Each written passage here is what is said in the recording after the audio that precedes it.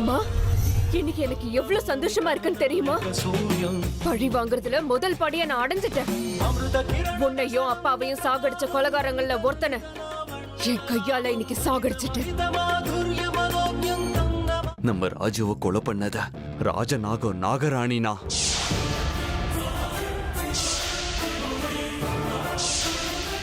இப்ப இன்னொரு தப்ப பண்ணி கடைசியில நம்ம குடும்பம் அழியிற மாதிரி பண்ணிடாதடா. என் பேச்ச கேளுடா, நான் சொல்றத கேளு. எவ்வளவு யோசிச்சாலும் பதில் கிடைக்கவே மாட்டேங்குதா. அவ எப்படி என் வீட்டை கண்டுபிடிச்சானே தெரியல. ருத்ரா, இந்த மந்திர தந்திரங்களை பத்தி உனக்கு ஒண்ணும் தெரியாது. கொஞ்சம் பொறுமையாயிரு. இன்னும் ஒரு 2 நாள், அதுக்கப்புறம் அந்த நாகராணி எங்க இருக்கன்னு நான் உனக்கு சொல்றேன். ஏற்கனவே என்னோட ஒரு நண்பன் அவ கொன்னுட்டா. அப்படின்னா அவ எங்கேயோ சுத்திட்டு இருக்கான்னு தெரிஞ்சு போயிடுச்சு. உங்க சக்தி குறைஞ்சு போயிருங்கிறத விட்டுட்ட.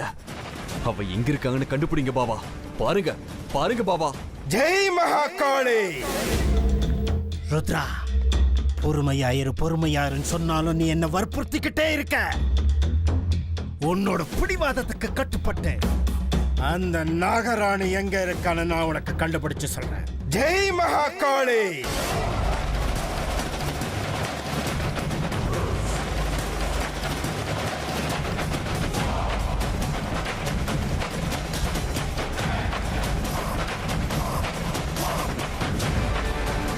ஜெய் மகாகாளி.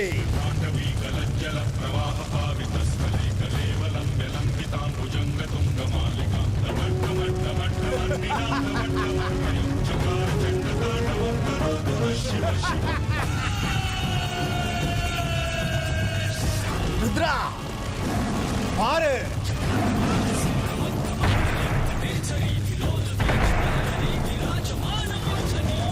பாத்தியா ருத்ரா, சதா சர்வகாலமும் அவளுக்கு சக்தியை கொடுத்துக்கிட்டு இருக்க அந்த லிங்கத்தை பூஜை பண்ணிக்கிட்டு இருக்கா பாரு.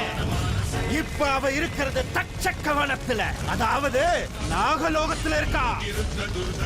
உன்னோட முகத்தை எனக்கு காட்டு. காட்டு, உன் முகத்தை எனக்கு காட்டு.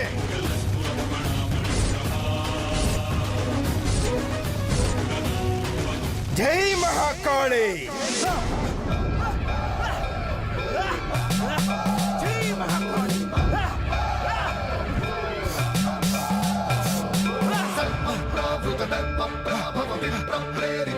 ஜெய் மகாகாளி.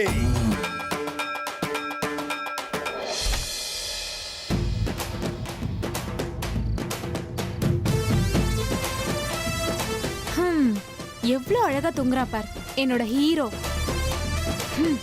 மணி 7 ஆச்சு, இன்னும் எழுந்திருக்கல பாரு சோம்பேறி. காஃபி.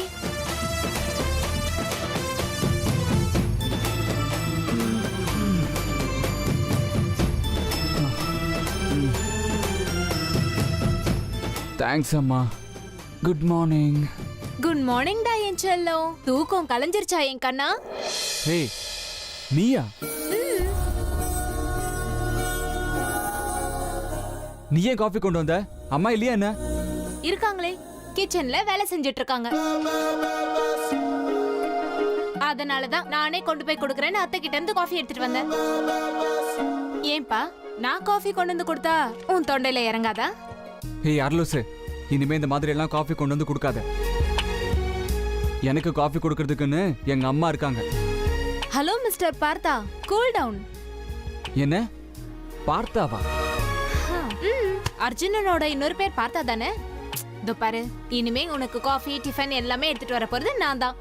கல்யாணத்துக்கு அப்புறம் எப்படியோ இதெல்லாம் நான் தானே செய்ய போறேன். அதுக்கு தான் இப்பவே பிராக்டிஸ் பண்ணிக்க போறேன். ஒழுங்கா காஃபி குடிச்சிட்டு ஸ்ட்ராங்கா இருக்கா லைட்டா இருக்கான்னு கரெக்டா சொல்ல. ஏய் லூசு, சும்மா வளவலன்னு பேசிட்டு இருக்காத. காஃபி எல்லாம் சரியா தான் இருக்கு. நீ முதல்ல இங்க இருந்து கிளம்பு. ஐயோ போறேன் இரு. அதுக்கு ஏன் காலங்காத்தால சிடுமூஞ்சி மாதிரி சிடுசிடுங்கற? என் செல்லம். ஏய், நான் உன் கையால தாலியை கட்டிக்கணும்னு ஆசையா ஆஸ்திரேலியால இருந்து பறந்து வந்திருக்கேன். நீ என்னடானா உன் லைஃப் பார்ட்னர் ஆகுறவ கிட்ட இப்படியா பிஹேவ் பண்ணுவ? இதெல்லாம் நியாயமா இருக்கா? என்ன லைஃப் பார்ட்னரா? நீ எனக்கா? யார் சொன்னா? வீட்ல எல்லாரும் அப்படிதான் சொல்றாங்க. அவங்க சொல்றாங்கன்னு நான் உன்னை கல்யாணம் பண்ணிப்பேன்னு கற்பனை பண்ணிக்கிறது, ஆசையை வளர்த்துக்கிறதுலாம் எதுவுமே வேண்டாம். அது இந்த ஜென்மத்துல நடக்காது. நீ எனக்கு பெஸ்ட் ஃப்ரெண்ட், அவ்வளவுதான். ஏன்டா அப்படி சொல்ற? நானும் நீயும் பெஸ்ட் ஃப்ரெண்ட்ஸ் உண்மைதான். அதுக்காக நாம கல்யாணம் பண்ணிக்க கூடாதா? நீ என்ன சொன்னாலும் சரி, நாம 2 பேரும் ஒண்ணு சேரணும்னு இந்த குடும்பத்துல இருக்கவங்க, அந்த கடவுள் எல்லாரும் முடிவு பண்ணிட்டாங்க.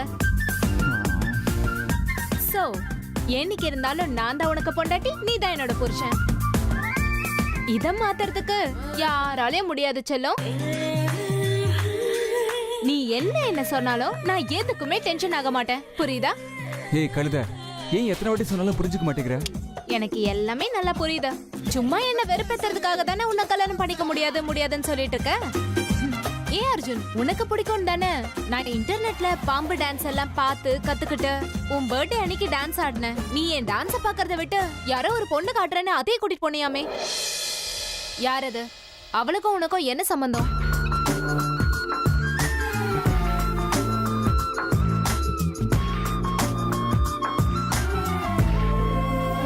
அவங்க எனக்கு ரொம்ப ரொம்ப வேண்டியவங்க. என்ன விடவா? உன்னை விட ரொம்ப ரொம்ப வேண்டியவங்க. ஒரு வகையில என் உயிர்னு சொன்னா கூட தப்பே இல்லை.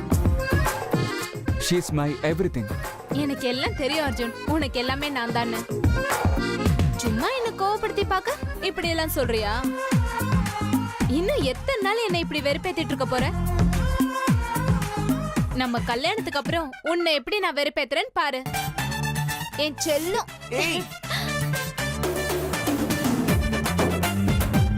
மூளை மொத்தமா மண்ணுதான் போல இருக்கு.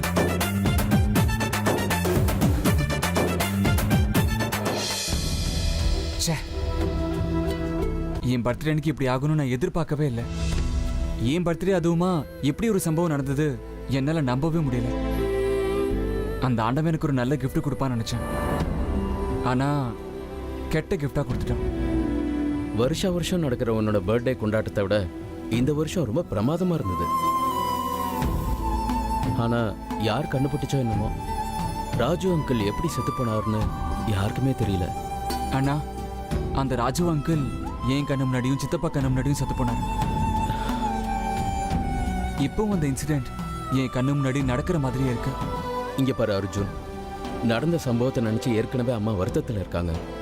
தேவையில்லாம மறுபடியும் போய் அவங்க கிட்ட இந்த விஷயத்தை பத்தி பேசிடாத. ஒருவேளை அவர் செத்ததை நீ கண்ணால பார்த்து அம்மா கிட்ட சொல்லிட்டீன்னா அப்புறம் ரொம்ப பயப்படுவாங்க. ஸோ வேண்டாம். அப்புறம் இன்னொரு விஷயம், அம்மா கிட்ட மட்டும் இல்ல, பாட்டி கிட்டையும் எதை பத்தியும் பேச வேண்டாம், புரியுதா? Okay bro. ஆமா, நீ கேக்க ஊட்டி விடும்போது ராஜு அங்கிள் ஏதாவது டென்ஷனா இருந்தாரா? அப்படி எதுவும் கிடையாது.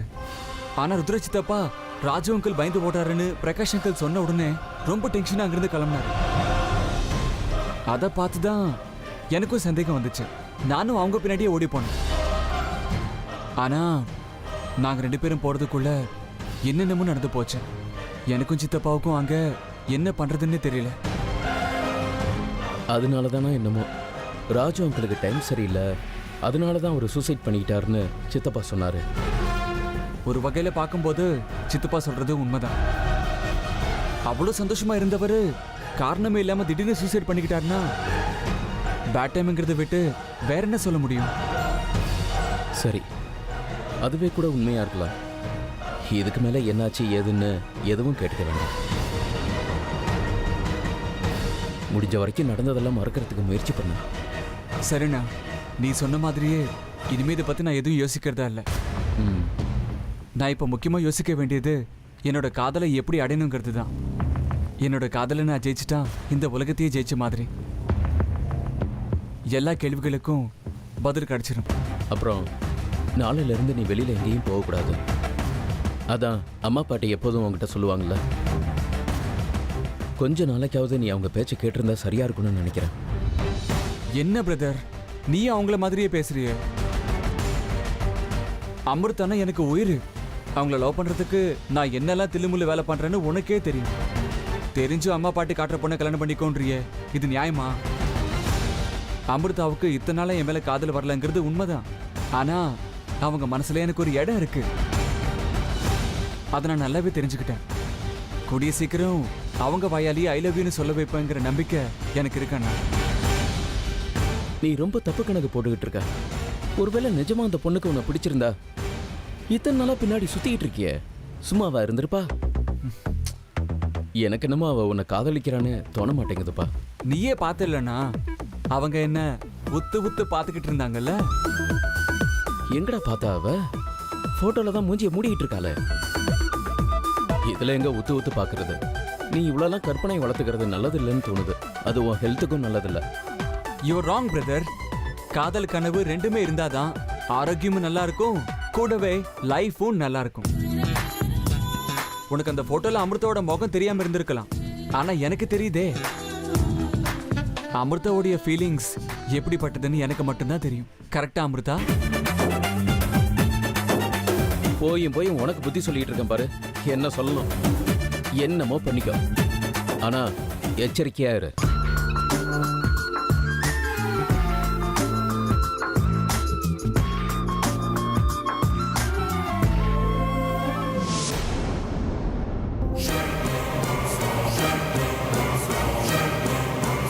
இந்த நாகமணி என்கிட்ட இருக்குன்னு அந்த நாகராணிக்கு ஒருவேளை தெரியுமோ? அது தெரிஞ்சுதான் இந்த நாகமணி என்கிட்ட இருந்து பிடுங்கிறதுக்காக அவ வீடு வரைக்கும் வந்துட்டான்.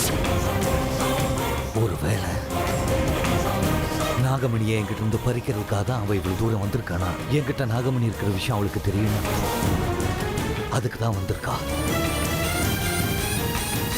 ஒருவேளை அந்த நாகராணி நாகமணி என்கிட்ட இருந்து பறிச்சுக்கிட்டா? இல்ல இல்ல, என்ன ஆனாலும் சரி நாகமணியை நான் அவகிட்ட கொடுக்க மாட்டேன். இது அவளுக்கு கிடைக்க கூடாது. இது எனக்கு மட்டும்தான் சொந்தம். இது என்கிட்ட தான் இருக்கணும். இல்ல, நாகமணி என்கிட்ட இருக்கிற விஷயம் அந்த நாகராணிக்கு தெரிய வாய்ப்பே கிடையாது. ஏன்னா ஒருவேளை அவளுக்கு தெரிஞ்சிருந்தா என் பின்னாடி தானே வந்திருப்பா. அந்த ராஜுவை சாகடிக்கிறதுக்கு பதிலா என்ன சாகடிச்சு இந்த நாகமணியை எங்கிட்ட இருந்து பிடிக்கிட்டு போயிருப்பா. அந்த நாகராணிக்கு நாகமணி என்கிட்ட இருக்கிற விஷயம் தெரியாது. இனிமே நான் ரொம்ப எச்சரிக்கையா இருக்கணும். ரொம்ப எச்சரிக்கையா இருக்கணும். ஆமா, என் கழுத்துல இருந்த தாயத்தைங்க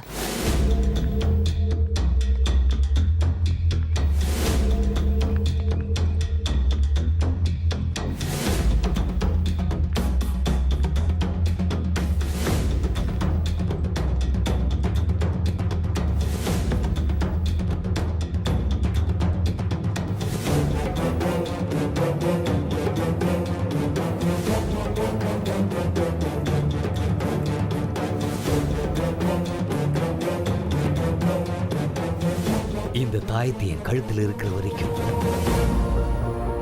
இந்த நாகமணியை எங்கிட்ட இருந்து பிடுங்கிறதுக்கு யாராலையும் முடியாது. ஒருவேளை அந்த நாகராணி நாகமணியை எங்கிட்ட இருந்து பிடுங்க முயற்சி பண்ணாலும், இல்ல இது மேல அவ பார்வைப்பட்டாலும் சரி, இதே நாகமணியை வச்ச அவளுக்கு முடிவு கட்டிடுவேன். இது என் கையில இருக்கிற வரைக்கும் நாகராணி இல்ல, எந்த கொம்பனாலேயே என்னை எதுவும் செய்ய முடியாது. ஆயுதமா இருக்கட்டும், மாய தந்திரம் மந்திரம் எதுவா இருக்கட்டும், என்கிட்ட நெருங்க முடியாது. இந்த நாகமணி தான் என் சக்தி. இந்த சக்தி என் கையில இருக்கிற வரைக்கும் என்ன தோக்கடிக்கிற எவனும் இந்த உலகத்துல பிறக்கல, இனிமே பிறக்கவும் மாட்டான்.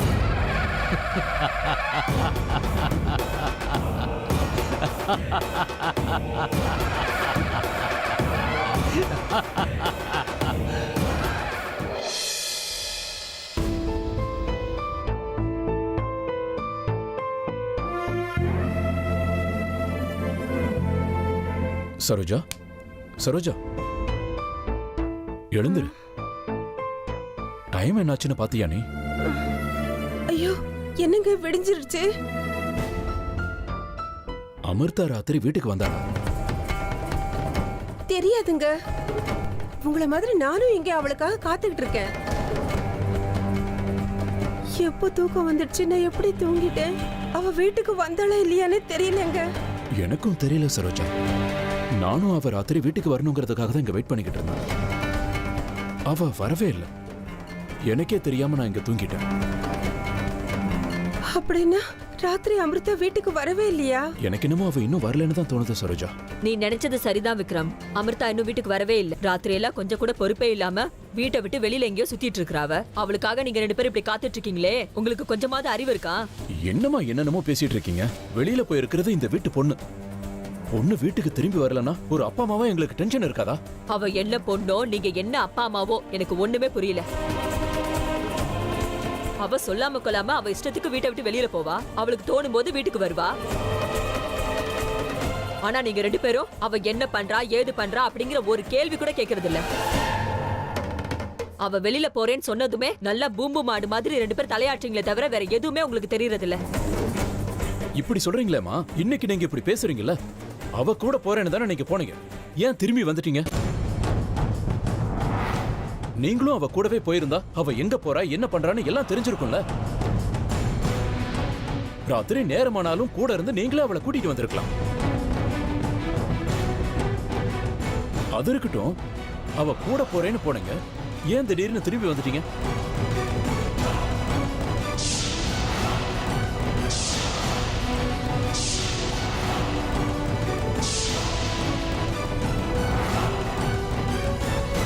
அது வந்து விக்ரம், நான் தனியா போறேன்னு அவதான்டா சொன்னா.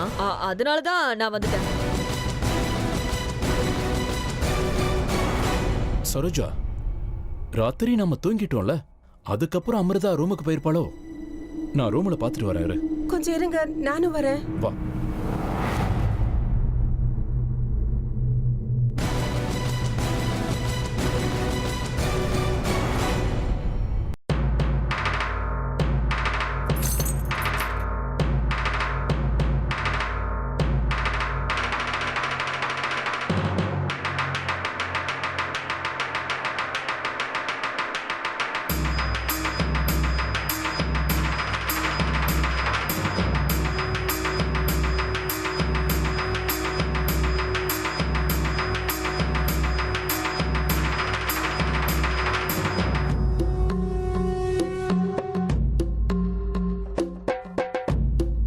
என்னாச்சுன்னு சொல்லுங்க ஜோசியரே. உங்க பேரன் ஒரு கண்டத்திலிருந்து தப்பிச்சிருக்கான். அதுக்குன்னு ஆபத்து இல்லைன்னு சொல்ல முடியாது.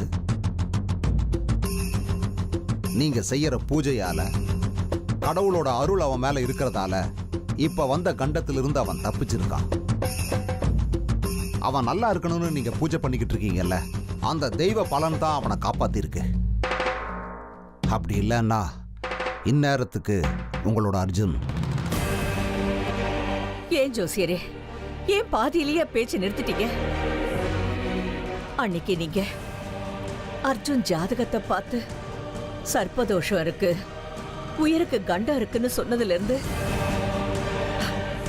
நானும் என்னோட உயிரை கையில புடிச்சுக்கிட்டு வாழ்ந்துகிட்டு இருக்கேன். அர்ஜுன் எங்க வீட்டோட பொக்கிஷம். அவனுக்கு எந்த நிமிஷத்துல என்ன ஆகுமோங்கிற பயம் என்னையும் என் குடும்பத்தையும் துரத்திட்டு இருக்கு. இதுக்கு மேல என்ன பண்றது எனக்கு ஒண்ணுமே புரியல. தயவு செஞ்சு இதுக்கு ஒரு பரிகாரத்தை நீங்க தாங்க சொல்லணும். என் பேரனை நான் காப்பாத்தி ஆகணும். அதுக்கு நான் என்ன பண்ணணும்? பரிகாரம் இத பாருங்கம்மா, சர்வதோஷ நிவாரணம் பண்ணாம நீங்க எவ்வளவுதான் பூஜை புனஸ்காரம் பண்ணாலும் எந்த பிரயோஜனமும் இல்லை. எவ்வளவு சீக்கிரம் முடியுமோ அவ்வளவு சீக்கிரம் சர்வதோஷ நிவாரணத்துக்கு ஒரு சர்ப்ப பரிகாரத்தை பண்ணியே ஆகணும். அது முடிஞ்ச அப்புறம் நீங்க பார்த்து வச்சிருக்கிற பொண்ணுக்கும் அவனுக்கும் கல்யாணம் பண்ணுங்க. அவனுக்கு கங்கணத்தை கட்டின உடனே அவன் தோஷம் எல்லாம் நிவர்த்தி ஆயிடும். அதுக்கப்புறம் யார் வந்தாலும் அவனை எதுவும் செய்ய முடியாது. அதுக்கப்புறம் நீங்க எல்லாரும் நிம்மதியா வாழலாம். நாங்களும் அந்த முயற்சியில தான் இருக்கோம். ஆனா நாங்க எவ்வளவு முயற்சி பண்ணாலும் அர்ஜுன் கல்யாணத்துக்கே ஒத்துக்க மாட்டேங்கிறான்.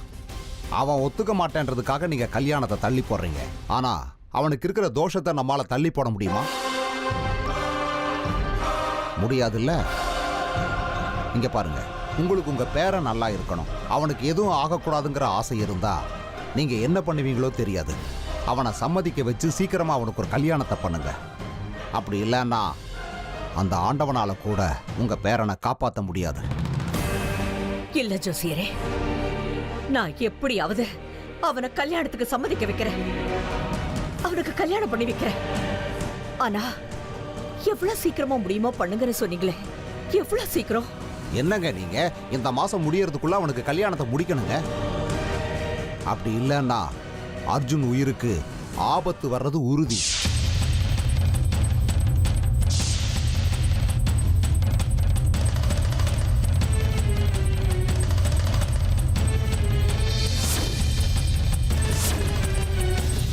महादेव महाअंश जलंधर तमो में, महादेव लीलांश जलंधर महाप्रलय।